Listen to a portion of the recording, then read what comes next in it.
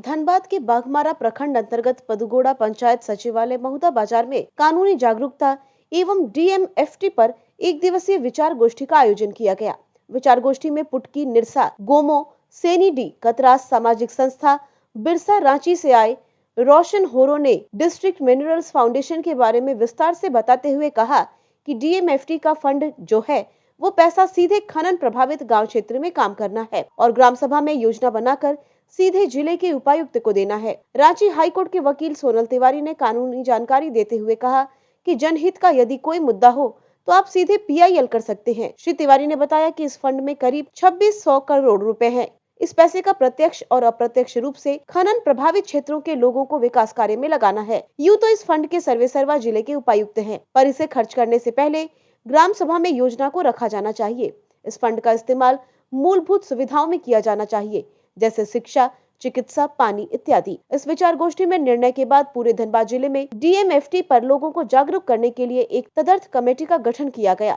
जिसका नाम डीएमएफटी जागरूकता अभियान रखा गया, जो जिले भर में लोगों को जागरूक करने का काम करेगी। इस गोष्ठी में यह भी बताया गया कि जितना पैसा फंड में है उससे पूरे जिले का कायाकल्प किया जा सकता है। धनबाद एक कोयला का एक क्षेत्र है, एक ज़िला है, और डीएमएफ को लेके यहाँ का जो ट्रस्ट है, डीएमएफटी है,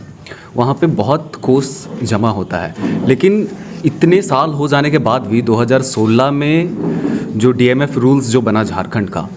इतने साल होने के बावजूद अभी लोगों को, जो जनता है, उसको इसके बारे में पता नहीं है कि इसका इस्तेमाल कैसे होना है या कहाँ से होना है। जबकि डीएमएफ का जो लागू करने में ग्राम सभा या कहें जनता जो है, जो प्रभावित जनता है, उसका एक बहुत बड़ा भूमिका है। और जो ट्रस्ट के जो समिति है,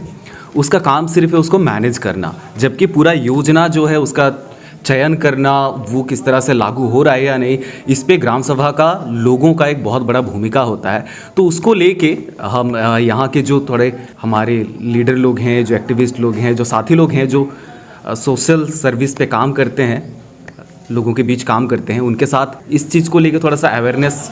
फैलाने का काम हम लोग आज कर रहे हैं। झारखंड हाईकोर्ट में वकील हूँ और अभी कुछ दिनों से हम लोग डीएमएफटी जो डिस्ट्रिक्ट मिनरल फाउंडेशन ट्रस्ट है, उसको लेकर हम लोग बहुत दिनों से काम कर रहे हैं, क्योंकि झारखंड में करीब 6000 से 7000 करोड़ के बीच डीएमएफटी में हर एक जिले में अलग अलग ट्रस्ट में पैसा है, जिसमें धनबाद में कम से कम, जो आप अगर धनबाद का जो वेबसाइट है डीएमएफटी का, dmftdhanbad.in, अगर आप उसमें चेक करेंगे तो आप देख पाएंगे कि उसमें करीब 2683 करोड़ रुपए डीएमएफटी धनबाद में है, और जिसमें अलग अलग स्कीम्स में ये पैसे लगाए गए हैं, कुछ पैसे खर्च भी हुए हैं, लेकिन ज़्यादातर पैसे जल आपूर्ति को लेकर है, जिसमें करीब 1600 से 1700 करोड़, एजुकेशन में करीब 100 करोड़ के आसपास है, स्वास्थ्य में मात्र 38 करोड़ है। अब जो पूरा जो डीएमएफटी है और जो पूरा डीएमएफटी के संबंध में जो कानून है, वो झारखंड डीएमएफटी रूल्स 2016 है, जो बोलता है, सबसे बड़ी बात उसमें बोली जाती है कि जो भी पैसा लगेगा वो डायरेक्टली अफेक्टेड एरिया, प्रत्यक्ष क्षेत्र और अप्रत्यक्ष क्षेत्र में ही लगेगा। इसके अलावा वो पैसा कहीं यूटिलाइज नहीं किया जा सकता है। लेकिन एक बात जो उस डीएमएफटी रूल्स में लिखी है कि जो भी हर एक ट्रस्ट